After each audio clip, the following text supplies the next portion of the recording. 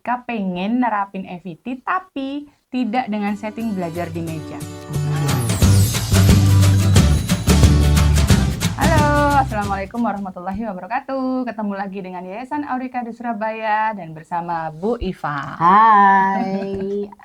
Kita masih akan ngobrolin EVT nih Bu Iva, Auditory Verbal Therapy. Tapi yang ingin saya tanyakan adalah mewakili pertanyaan-pertanyaan orang tua di luar sana yang akan bingung gitu ya ketika pengen nerapin EVT tapi tidak dengan setting belajar di meja. Nah, jadi kita udah bahas banyak banget strategi. Nah, cuman kan itu konteksnya kita belajar di meja kan ya, anak Betul. duduk, kemudian dengerin kita, situasi bisingnya itu benar-benar terkendali, jadi sepi. Nah, pertanyaannya sekarang kalau sehari-hari, misalkan anak nih lagi mandi atau mau mandi atau lagi main atau apapun lah, misalkan orang tua lagi kepengen nyuruh dia nyapu atau mungkin buang sampah. Nah, ini strateginya gimana? Ada yang berbeda nggak?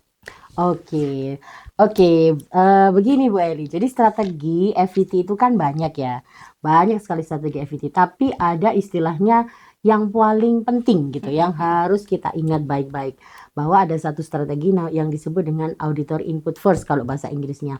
Tapi kalau bahasa Indonesianya adalah strategi di mana saat kita berbicara itu anak harus mendengar dulu gitu ya Bu Eli. Jadi kita harus berbicara dulu, tidak dengan gestur, tidak dengan visual begitu ya, tidak dengan apa ya istilahnya lip reading begitu. Jadi bicara kita harus natural, tapi kita harus benar-benar memperdengarkan dulu apa yang ingin kita sampaikan. Jadi misalnya tadi contoh misalnya Bu Eli kan gimana nih kalau misalnya kita pada saat anak mau makan misalnya begitu.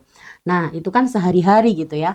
Contoh, ayo kita makan dulu ya begitu. Tapi ketika itu jangan kita pakai gestur Bu Eli. Oh, makan yuk. Oh, nggak boleh. Nggak boleh. Oke. Kita perdengarkan dulu. Yuk adik kita makan yuk. Sudah lapar kan? Waktunya makan gitu.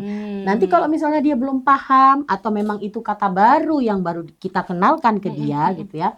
Kita langsung aja ajak dia untuk mengambil piring, sambil kita bahasakan, ya ini kita mau makan, kita mau ambil piring, makan yang banyak, ambil nasi. Nah, seperti itu. Begitu juga dengan minum, begitu juga dengan kegiatan yang lainnya ya sehari-hari. Misalnya kayak main begitu kan. Main misalnya kita tahu nih, dia minta nunjuk contoh misalnya.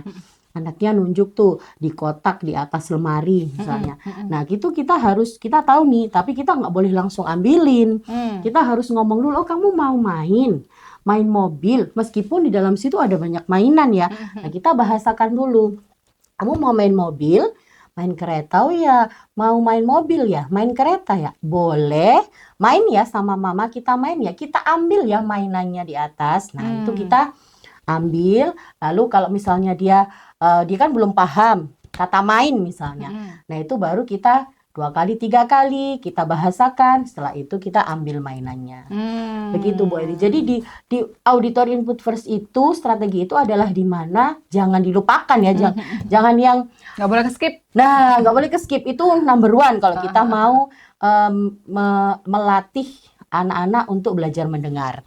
Artinya ngomong dulu, bicara dulu, membahasakan dulu, baru setelah itu kalau memang belum paham kita langsung tunjukkan apa itu kegiatannya, atau memang kalau benda ya kita langsung tunjukkan bendanya, atau kalau memang istilahnya bendanya begitu ya kita langsung ini aja, langsung oh kamu mau cari misalnya contoh kau cari papa ya, misalnya dia gini-gini gitu kan. Oh kamu cari papa ya, yuk kita cari yuk, langsung aja. Dan jadi langsung ke realnya begitu ya, supaya tidak apa istilahnya tidak visual begitu Bu Eli. Jadi auditory input first itu benar-benar satu dasar ya, artinya satu strategi yang harus dan wajib diingat. Betul, dalam berbagai situasi, nggak cuman saat Betul. belajar dengan setting di meja Meja, seperti betul ini, gitu ya. sekali. Jadi intinya kita ngomong dulu, kita memasukkan informasi melalui mendengar Betul. berkali-kali, Betul baru sekali. kemudian kita tunjukkan bendanya Betul. atau kita ajak langsung ke aktivitas yang Betul dimaksud. tanpa bantuan visual tadi ya, tanpa Betul, baca bibir, tanpa gestur seperti itu. Oke, nah penjelasan singkat namun sangat jelas. Semoga bisa kita terapkan sehari-hari di rumah tanpa harus menunggu konteks belajar setiap hari, setiap waktu, dimanapun kita bisa menerapkan strategi FET. Terima kasih Bu Iva. Oke, sama-sama Bu Eli. Sampai jumpa. Sampai jumpa.